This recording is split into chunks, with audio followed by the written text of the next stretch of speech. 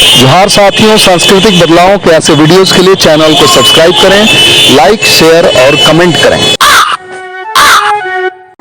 Phoolchand Verma sir को मैं invite करना चाहूंगा कि कृपया अपना विचार रखें। आदरणीय फूलचंद वर्मा सर, आपने हैंड रेज किया है।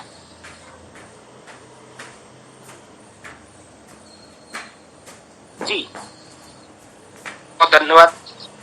पटेल साहब, आवाज आ रही है? हाँ, आवाज आ रही है जी।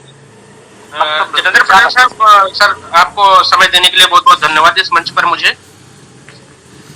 कुछ वक्ताओं ने इतना बढ़िया आज अपना विचार रखे, इससे मुझे बहुत लाभान्वित हुआ। और एक सर बोल रहे थे, डॉक्टर साहब कौन, राहुल जी थे संभवतः।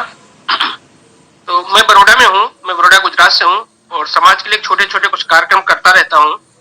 तो इसी कड़ी में एक हमने अपना माननीय राम स्वरूप कल्याण ट्रस्ट का फाउंड किया हुआ है, बनाया हूँ और उसको धीरे धीरे क्रियान्वित कर रहा हूँ। उसका मेन उद्देश्य हमने यही रखा है कि समाज के लोगों को, जितने हमारे समाज के लोग हैं, उनको किसी न किसी आर्थिक रूप से, सामाजिक रूप से मदद करना। और मैं मदद भी कर रहा हूँ। अभी हमने किसी से कोई वो नहीं लिया है, पर जो हमसे हो जा रहा है, जो हमारे साथी सहयोगी जो बड़ौदा के हैं, जो उसमें दे रहे हैं, उससे समाज के जो भी लोग हैं, जिसको जो आवश्यकता पड़ती है, हम सिर्फ अपने समाज के लोगों की ही फाइनेंशियल मदद कर रहे हैं उससे। और एक अब इसी कड़ी में मैं इस मंच के माध्यम से कहना चाह रहा हूं कि भी हम एक मंदिर बना रहा हूं। आप उसको, मेरे वक्तव्य को गलत वे में मत ले जाइएगा। एक मंदिर बना रहा हूं, उस मंदिर में राम स्वरूप वर्मा जी की मैं एक मूर्ति भी स्थापित करूंगा। जो हमारा मंदिर रहेगा, मंदिर में राम स्वरूप वर्मा जी की एक मूर्ति भी स्थापित होगी, जिसमें उनके विचारों को हम उस मूर्ति के माध्यम से आगे बढ़ाएंगे। और हमें एक अच्छा पुरोहित की भी आवश्यकता पड़ेगी। अभी यहाँ मैं जो कुछ कार्यक्रम करवाता हूँ वो राम स्वरूप वर्मा के ही विधि से करवाता हूँ, पर नहीं, हमें एक ऐसा पुरोहित भी चाहिए जो उस मंदिर की देखरेख, उसकी पूरी जो मैनेजमेंट है पूरा संभाले और करे। तो पटेल सर, आपसे विनम्र निवेदन है कि आप ये चला रहे हैं, इसमें से कोई एक अच्छा पुरोहित हो, तो एक पुरोहित चुन करके जो कैपेबल हो और जो इस मंदिर के संचालन को करना चाह रहा है, चूंकि वो लगभग 3 बीघे में पूरा मंदिर बनवा रहा हूँ, तो वो जिसमें उसका संचालन और सब कुछ कर सके, मैं उसको संपूर्ण रूप से दे सकूं, वो पुरोहित हमारे समाज के बीच का ही होना चाहिए।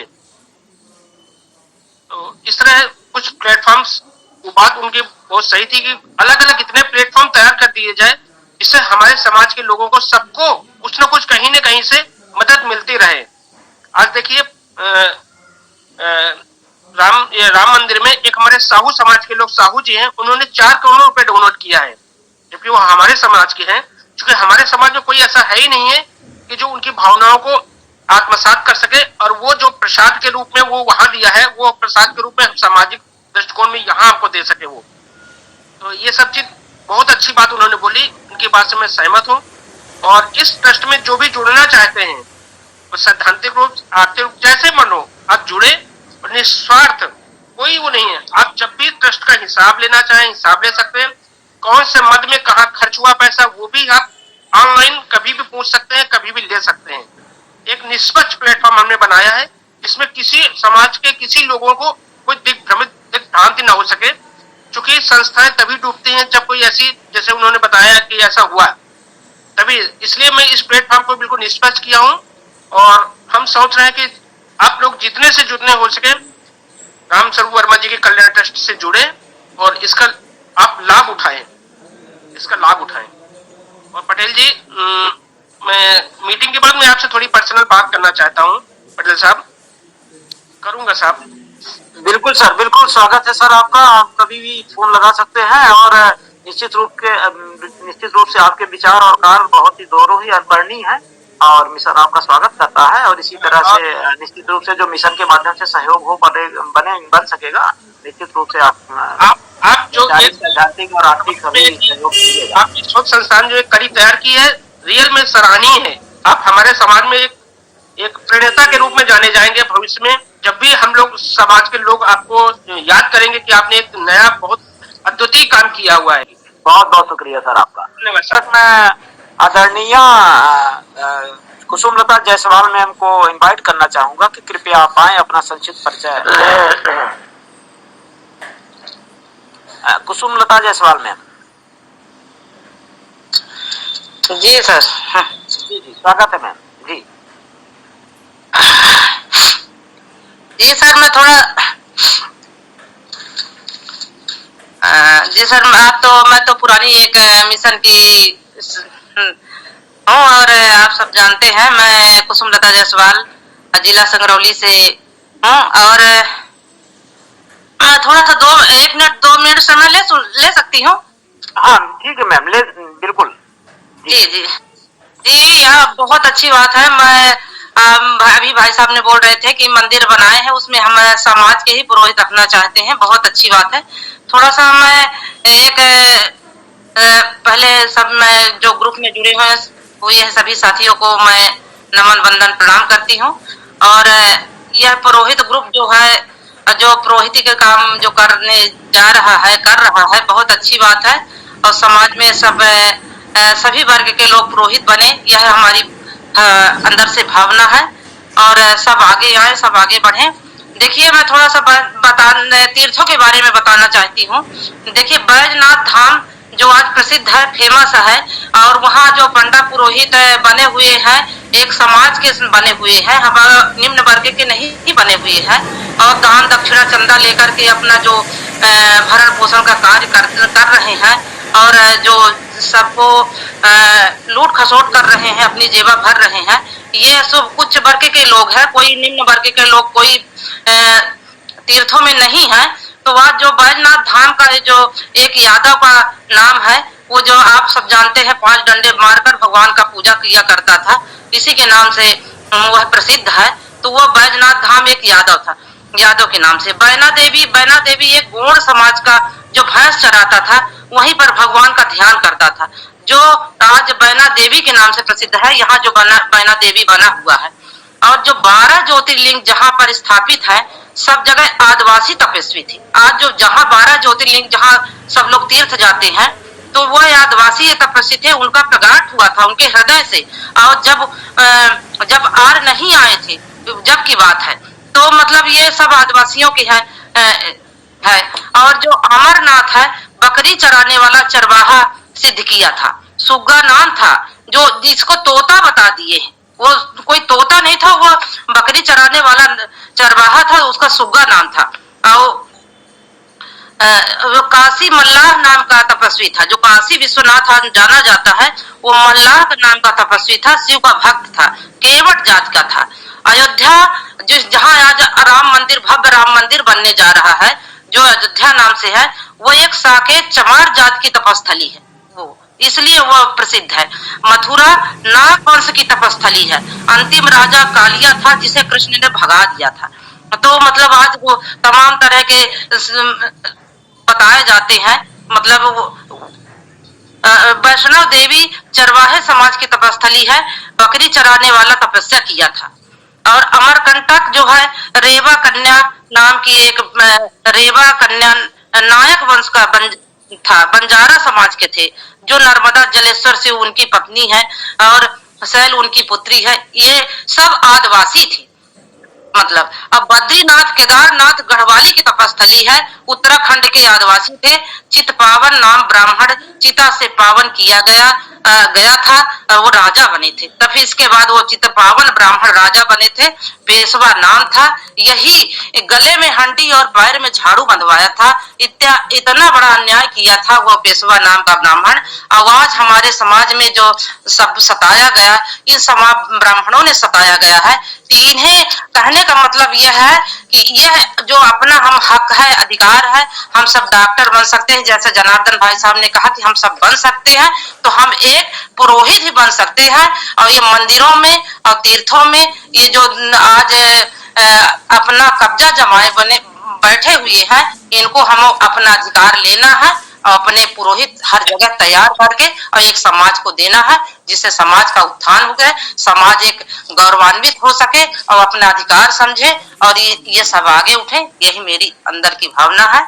इन्हीं शब्दों के साथ मैं वाणी को विराम देती हूँ। जी जी, बहुत बहुत शुक्रिया मैम। निश्चित रूप से आपने किस तरह से बताया कि हमारी जो सनातन संस्कृति, हमारे जो पुरातन स्थान थे, पूजा स्थल, धार्मिक स्थल थे, उसपे किस प्रकार से तथा कथित वर्ग ने अतिक्रमण किया और उसको अपने फायदे का धंधा बनाया, और बाकी हमारे लोगों को शिक्षा से दूर रख के अपने षड्यंत्र को किस तरह से उन्होंने पूरे समाज में फैलाया। निश्चित रूप से आपने बहुत अच्छी बात रखी। अब बहुत सारे हैंड रेज हुए हैं, तो मैं एक एक करके पहले हैंड रेज, आदरणीय भारत सर थोड़ा क्षमा प्रार्थी हूँ, हमारे बहुत सारे साथियों ने हाँ हैंड रेज किया है, तो मैं समझता हूँ कि 2-2 मिनट 2-3 साथी लोग हैं, उनका पहले विचार ले लिया जाए, इसके बाद आपको इनवाइट करेंगे। तो आदरणीय महेंद्र कुमार जी ने हैंड रेज किया है। सर, आप कुछ कहना चाहते हैं, कृपया अपना विचार रखें। जी, मैं महेंद्र कुमार पटेल, जय भीम जय मूल निवासी। मैं ये बोलना चाह रहा था कि मैडम ने बहुत अच्छी बात बताई कि हालांकि तथाकथित इतिहास है, इसका कोई लिखित कोई प्रमाण है नहीं और ये बनाया हुआ है समाज को भ्रमित करने के लिए। तो निवेदन ये था कि जैसा मैडम ने बताया कि अयोध्या में और जहाँ कहीं भी तो अपने मूल निवासी थे वहां पे पूजा करते थे। आज जो है तो कुछ तथाकथित जो है तो ब्राह्मण कब्जा कर रखे हैं। तो जैसे चमार की बात किया मैडम ने, तो क्या चमार ने किया, तो क्या हम और आप चमार को अपना गुरु बना पाए क्या कभी? आज को हम चमार से घृणित होते हैं कि हमारे घर आता है तो उसको छुतिया मानते हैं। ये परंपरा सदियों से चली आ रही है, तो क्या हम जानते हुए भी क्या उसको अपने घर में वो स्थान दे पाए? नहीं दे पाए ना। तो इतिहास जानने के बाद इतिहास को हम उसको उस तरह से प्रसारित करें जो है, अगर आपकी नजर में वो सही है तो सबसे पहले उसको अपना भाई माने। और हम सभी एक मूल निवासी हैं, तो मूल निवासी कॉन्सेप्ट से जब तक काम नहीं करेंगे कि वो हमारा भाई अहिर है, चमार हमारा ही भाई है और यादव भी हमारा भाई है, तो गडरिया भी हमारा भाई है, आदिवासी भी हमारा भाई ही है, तो उन सबको हम एक परिवार बना के चले तो पूजा पाठ की हमें आवश्यकता नहीं होगी। जी, जय भीम जय मूल। जी, बहुत बहुत शुक्रिया सर। निश्चित रूप से आपके विचार बहुत ही अनुकरणीय है। अब मैं आदरणीय राहुल सर को इनवाइट करना चाहूंगा कि सर संक्षिप्त में अपना विचार रखें। मैं आप लोगों का ध्यान जो हम लोग अपने बातचीत के क्रम में विशेषण यूज करते हैं, इस्तेमाल करते हैं, उसकी ओर दिलाना चाहता हूं। जायसवाल मैडम, आपने जो उच्च वर्ग और निम्न वर्ग का जिक्र किया, या फिर कुर्मियों चमारों के लिए जिस तरह से आपने कहा कि ये लोग करता था, लेकिन ज्यादातर हम लोगों के बीच के लोग क्या करते हैं कि जब पंडित और राजपूत की बात आती है तो वो लोग ऐसे बोलते हैं समान सूचक कि वो लोग करते थे, और चमारों को, कुर्मियों को, धोबियों को, अहिरों को करता था। तो मैं यह रिक्वेस्ट करता हूं, और ये पिछले व्याख्यान में आपने सुना भी होगा आचार्य सुरेश चंद्र सिंह का, कि हम अपना अपमान बंद करें। तो मैं यह सभी से आग्रह करूंगा कि अपने बातचीत के क्रम में, दैनिक बातचीत के क्रम में भी हर जगह हम लोग विशेषण का इस्तेमाल करने में सावधानी बरतें। धन्यवाद। बिल्कुल सर, और मुझे आपकी एक बात और ध्यान है कि आपने बोला था कि आदरणीय हमने किसने बनाया। आदरणीय बनाने के पीछे कहीं ना कहीं हम लोगों का ही मतलब विचार। जी, मैं समूहवाचक संज्ञा और व्यक्तिवाचक संज्ञा की बात करता हूँ। जी बिल्कुल सर। और मैं आदरणीय, अभी हमारे जो दूसरे हैंड रेज हुए हैं, तो उसमें आदरणीय मैं दिलीप गंगवार भाई साहब को इनवाइट करना चाहूंगा कि कृपया आप अपना विचार रखें। आदरणीय दिलीप गंगवार सर। नमस्कार सर जी। नमस्कार सर। हेलो सर आवाज आ रही है जी? संक्षिप्त में विचार रखें। मैं क्षमा चाहूंगा थोड़ा देरी से जुड़ने के लिए, मैं थोड़ा बिजी था। एक्चुअली अपनी इसको दिखाने आया हुआ था डॉक्टर साहब के यहाँ। ये डॉक्टर मुरेंद्र गंगवार जो है हमारे ग्रुप में जुड़े हुए हैं, तो इन सोचे चाहूंगा कि इनका भी परिचय हो जाए। बिल्कुल सर, बिल्कुल सर। तो मैं ससम्मान मिशन की ओर से डॉक्टर मुरेंद्र गंगवार सर को आमंत्रित करता हूँ कि कृपया आप आए, अपना संक्षिप्त परिचय रखें। जी, आदरणीय गंगवार भाई साहब, डॉक्टर साहब स्वागत है सर, अपना परिचय रखें। जी सर, नमस्कार सर। जी सर नमस्कार। जी, अपना संक्षिप्त परिचय रखें। ये बहुत ये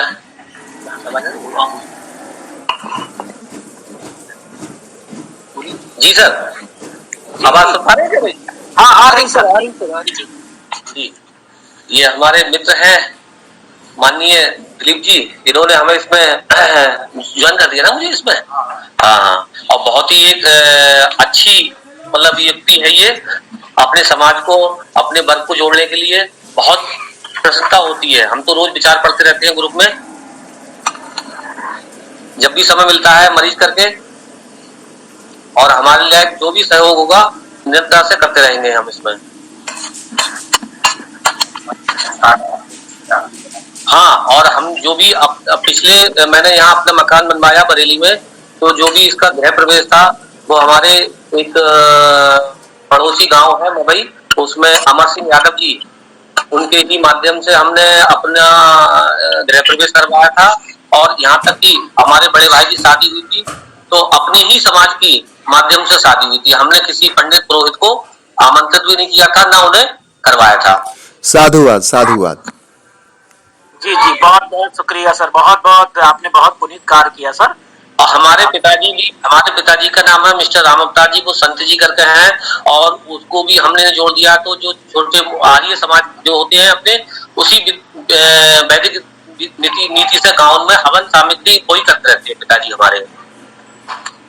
जी सर, जी सर, बहुत बहुत आपने बहुत अच्छा कार्य किया। सामाजिक उत्थान की में आपकी हमें महती भूमिका है सर, निश्चित रूप से। और आशा करता हूँ कि आप, चूंकि आज समयाभाव है तो अभी हमारे वक्ता हैं उनको लेना है, तो आशा करता हूँ कि आप आगामी मीटिंग में भी थोड़ा सा समय निकाल के देंगे और अपने विचारों से अवगत करेंगे। जी, बहुत बहुत शुक्रिया सर डॉक्टर साहब आपका।